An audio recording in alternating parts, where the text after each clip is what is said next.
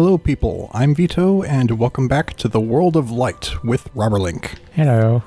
So where we left off, we entered the Temple of Light, and we're at what appears to be the peak of it, to fight Pit. Also, we went on a complete side tangent about RTS games. Yep, and we were last talking about Robocraft, and you wanted me to remind you about that? So we could talk more about it? That does sound familiar. Yeah, new session and all. Yes. One of the things we talked about then afterwards, off camera, or, well, not camera, but off mic, I guess, was... We understand. There, in one of the updates that happened to Robocraft while I was still playing it, they added what was like a heal gun, and basically you could, I think, hold right-click and it would auto-target nearby allies and heal them over time as you were firing it. And when it was first introduced, I think it would also auto-target nearby enemies and deal damage over time. And that made it kind of broken because, you know, you could just get nearby an enemy and auto-target them. You didn't actually have to aim. And he's dead. Speaking of not having to aim. So later on, I'm pretty sure they removed not only, well, I don't know if it can still hurt enemies, but they definitely got rid of its ability to auto-target enemies. And I think they also got rid of its ability to auto-target allies too, actually. I don't know if both at the same time, but eventually it got to a point where there's like no auto-targeting for the heal thing. You have to actually manually shoot at your allies to heal them. But it might still be able to do damage to enemies, but it probably has lesser damage than it used to. From what I remember last time I played Robocraft, which was admittedly quite a while ago, the nano beam or heal gun or whatever could only heal allies, and it was manually targeted. So it looks like now that the bridge is accessible, whatever mysterious light was blocking us before is now gone. Very well. Let us explore this and murder anything that stands in our way. And then, I guess after that, there's also the portal in the dark, foggy forest that you didn't actually fully explore. Like you went through maybe one battle in it. Right, I think that's because almost all the next battles were like really tough. Also, do you have the ability to use that bus?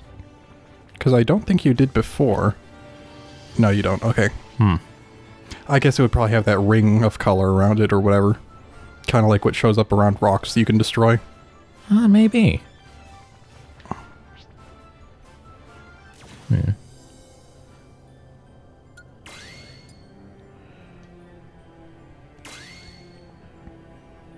Right, that helps. Okay. And the actual good ones I have?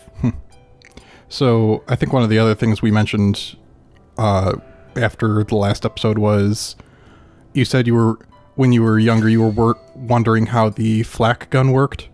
Yeah, for some reason, in my head, I didn't understand how they could program it to, deal extra damage to air vehicles and not ground vehicles. Like, how would the game know the difference? Yeah, and I figured out pretty quickly that it just depends on how high the robo is, not even what type it is or how it's moving.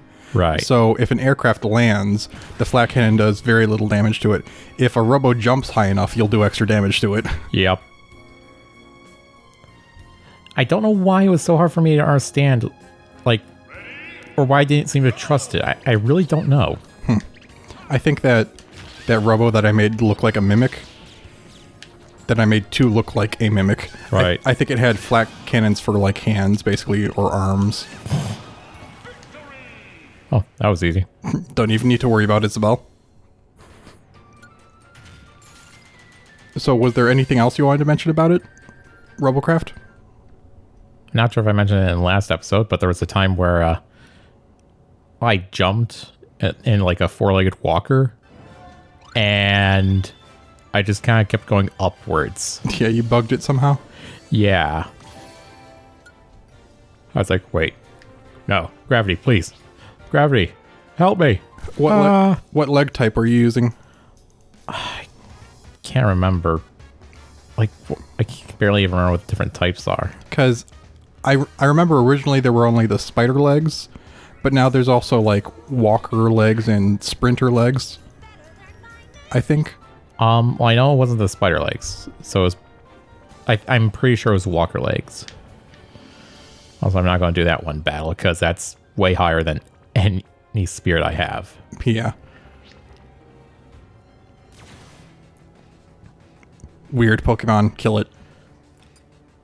Okay. How fitting that I am a Pokemon. Pikachu will conquer all. It's like, my only goal in the Pokemon universe is to get rid of everything beyond Gen 2 to make it the way I remember. I will literally fight them to extinction. And then I'll add my own new Pokemon. I choose you, Hydralisk. Ah, yes, my favorite Pokemon. Indeed. You Swarm. Summons like 10 Zerglings. The just random thing is that I think the coolest looking Zerg unit, in my opinion, is probably the Hydralisk. It's like, stop missing. There you go. So, I was also whoa, don't die. I was also thinking back to our last session where we did the episode all about our history with RTS games. We kind of skipped over a few that I remembered. We didn't actually talk about Perimeter. What, you don't like Perimeter? I might be biased because I always lost Perimeter. Maybe against me, but what about like the campaign? Pretty sure I lost that too. And you lost this? It's just all failures all around. Speak of failure, you get failure. Alright, I might need to bring in big guns. Yeah, Perimeter is interesting. Its mechanics are a lot different from it really is typical RTS games. I think it was made by a Russian developer. Basically, you only had like 3 basic units. Yeah. But different numbers of them in different combinations could morph into stronger units. Yeah. So the basic units are almost worthless except for, I think it was the Technician, which could heal things. Right. So if you wanted to have like a spare squad of just technicians to heal stuff, that'd be good. But otherwise, you always wanted to build up enough of these little things to combine into something like a tank or something like that. Right. And the reason you always wanted to heal them, not only just for the sake of healing them, was also because the only way to then repair them would be to then calculate exactly how many of the little component guys you needed to replace, which is a pain in the butt to do. It's much easier to just have a squad that can heal them, rather than have to do the math. It's like, okay, how many, soldiers do I need to rebuild in order to reform these guys at full health? Right. But the way the economy seems to work in Perimeter is, first of all, the terrain is, normal and whatnot, and you have to terraform it to make it flat. And then when your main structure, the frame, lands on it, all the surface around it gets colored. And I think the amount of colored space that is terraformed directly equates to how much energy you get per second or whatever. Yep. And you also built energy cores, which give you a little more space that you can take control of.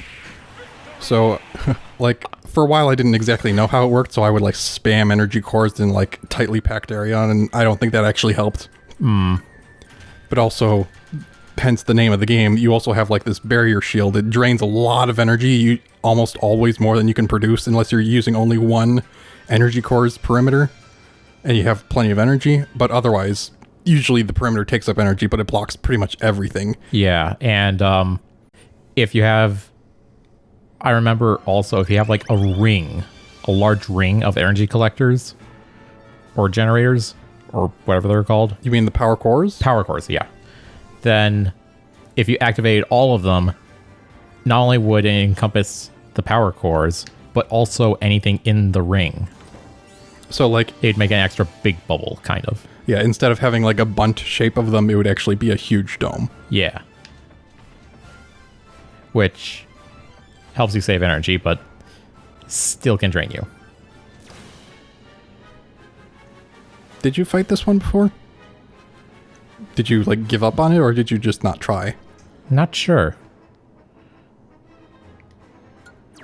Okay. Yeah, so I think during the campaign, there's these creatures that look like giant, various creatures that come out of the ground and attack as you're trying to move forward, usually called... I love creatures that look like creatures.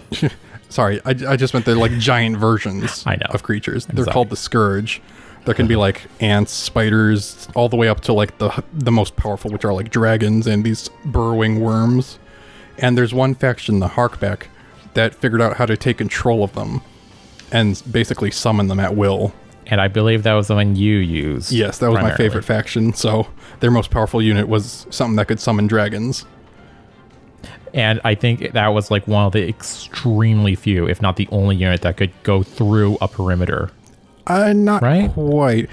It was kind of inconsistent. It could kind of breathe fire through it sometimes, and sometimes it could, like if it started, because it's like a floating kind of wave following dragon. Yeah. If it goes into a perimeter shield, it'll start to get destroyed. But if it turns back, then it'll start like regenerating itself back to full, usually. Unless it actually runs out of health.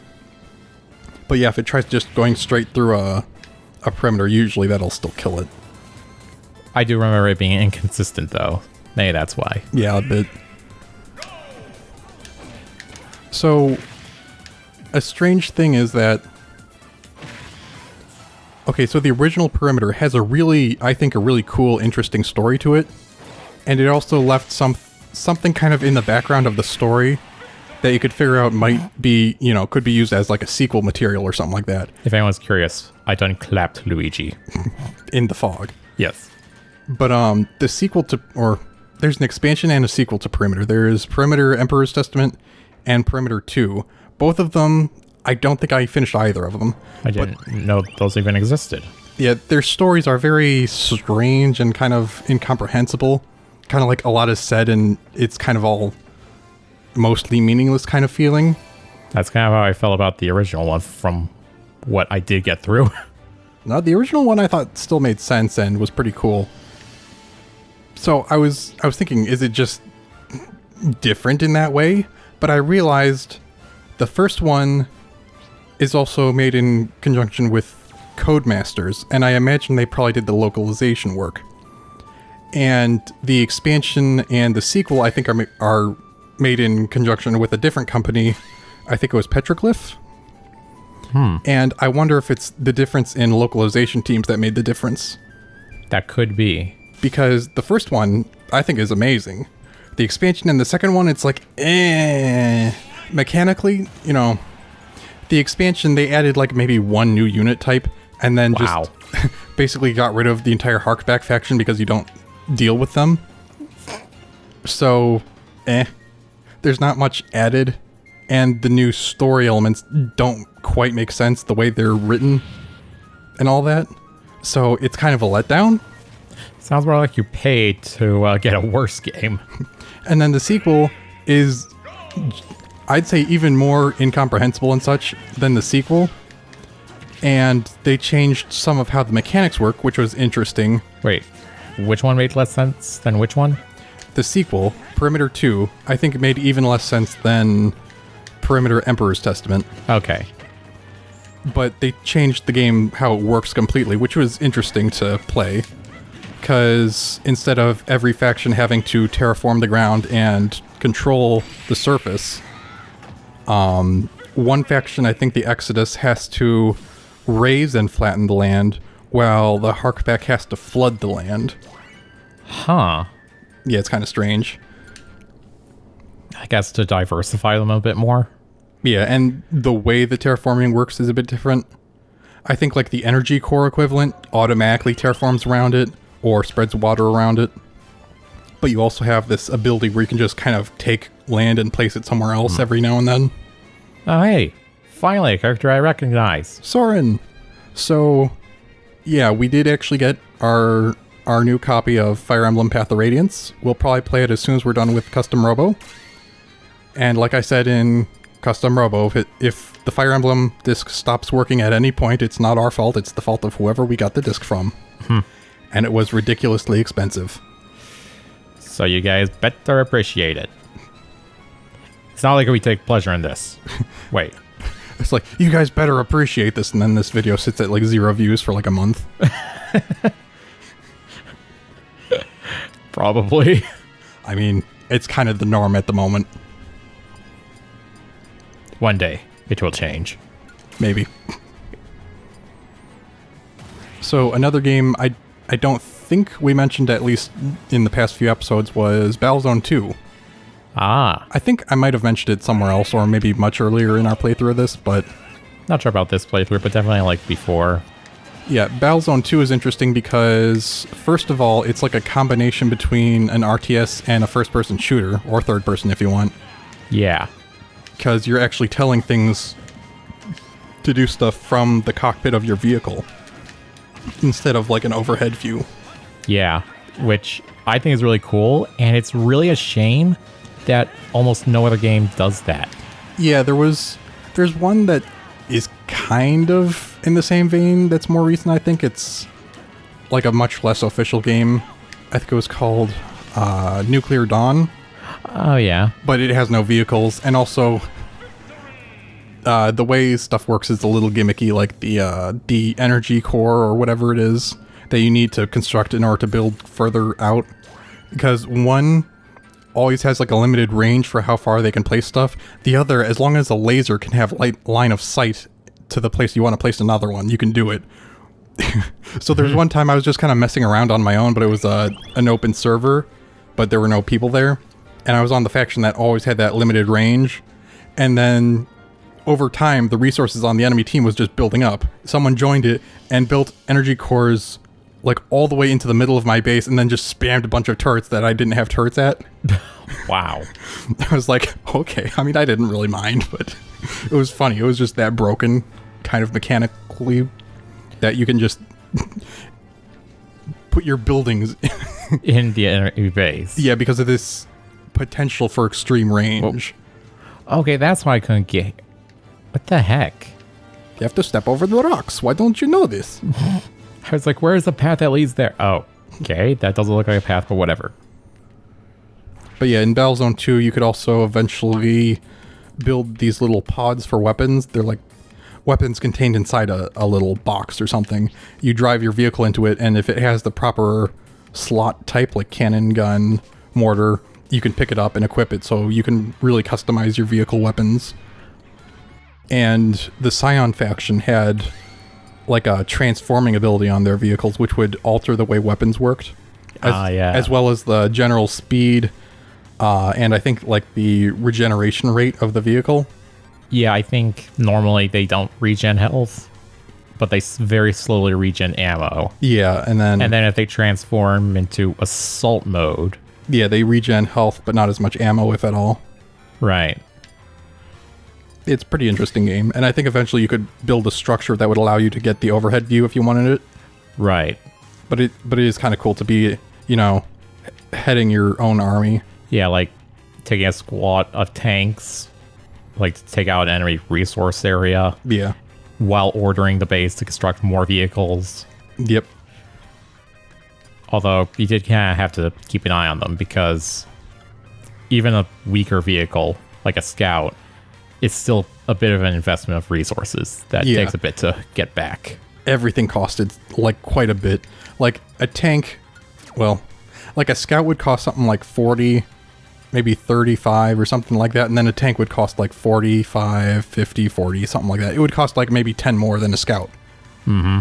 And everything always had like a minimum cost of, you know, whatever that scout was, so nothing was cheap, I'd say, in terms of vehicles. So it does kind of bring down the pace of the game, I guess. What else? Wait, what kind of battle is this? Oh, I remember. There's the one where the Dr. Morrow that represents Dr. Light just keeps running away. Oh, yeah. Yeah, I think you did fight this one and give up on it. At least temporarily. Alright. I need more power then. Yeah. And a couple of episodes ago, we mentioned Total Annihilation and its like spiritual successor, Supreme Commander. Yes. I guess there's also like this other kind of sequel-ish thing to Total Annihilation called Planetary Annihilation. There is that. And you can tell both Supreme Commander and Planetary Annihilation kind of take different aspects from Total Annihilation. Wait, did I say Total Annihilation twice, or did I actually say Planetary Annihilation there? I think you said Planetary. Okay, good. But yeah, in Planetary Annihilation, they just put them on these like micro-planets, so you can go the whole world around and build all over it. And you can also do like battles in space, kind of, but usually in orbit. Not in free space. They're always in orbit. And you can build something that's pretty much the Death Star. You can destroy other planets with a planet. Okay, why is Mega Man so hard to launch? Like, he's not even flinching. Did it say he had armor or something? I don't think so. Well, at least it's not timed, so if you beat them all up, you're good. Wait, I thought it was timed last time I checked. How'd I fail then? Because he beat you up, probably? Huh.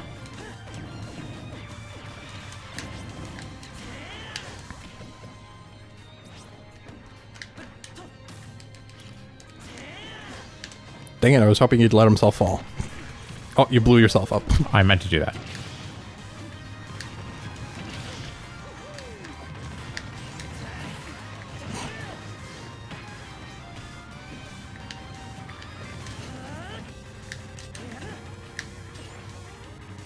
Get down here, little one. Yeah, one of the things I really like about things like... Oh, you're dead. One of the things I like about Total Annihilation and Supreme Commander was, in Total Annihilation, there was this one unit a certain faction had called the Krogoth. It took forever to build, but if you had it, it was like a boss unit.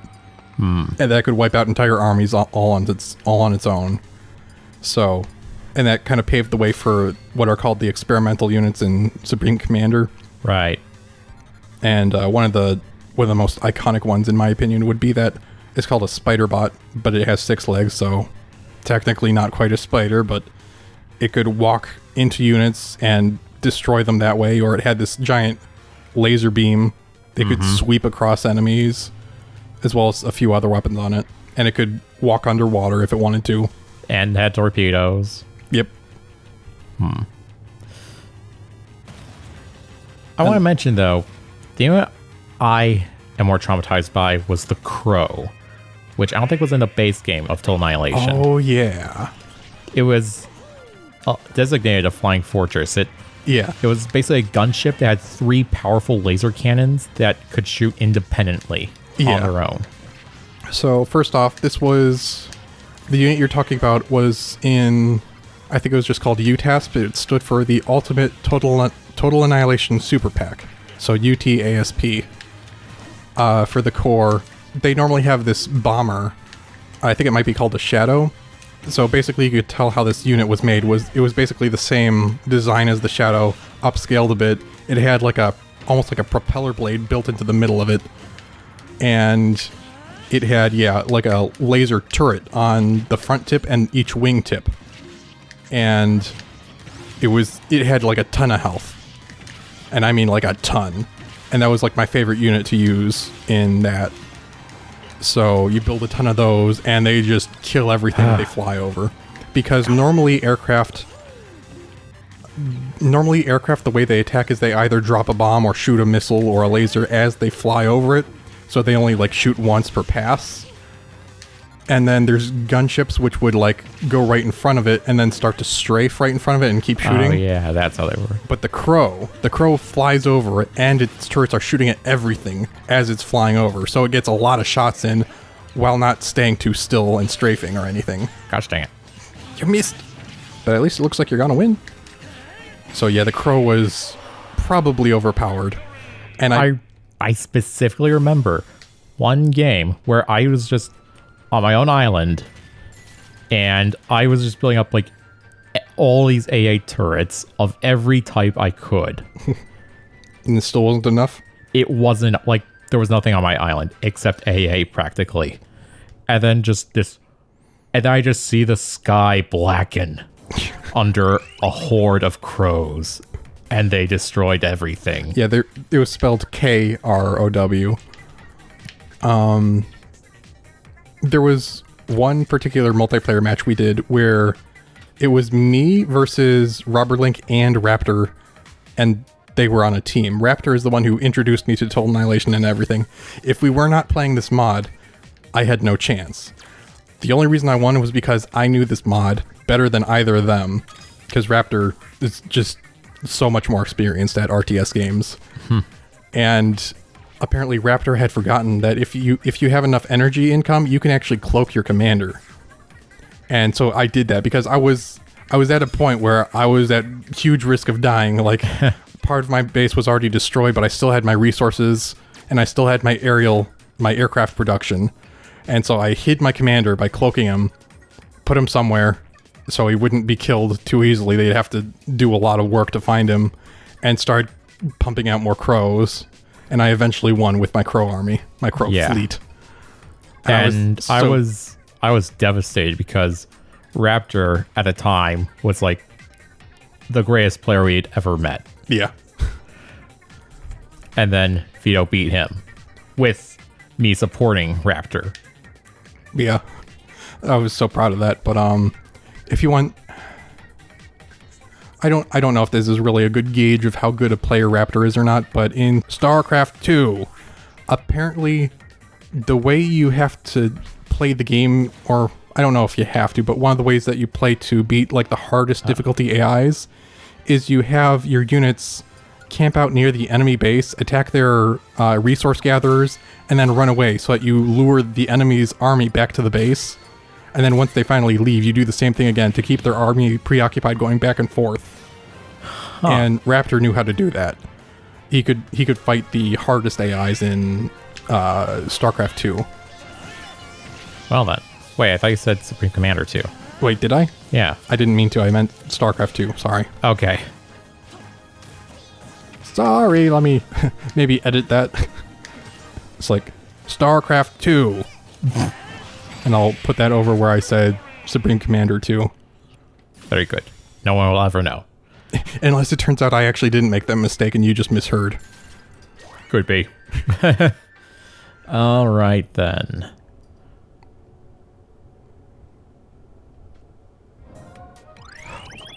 I do want to mention, though, before we end the episode, because it's the end of that point, there was one unit I did like that might have been from the same mod pack.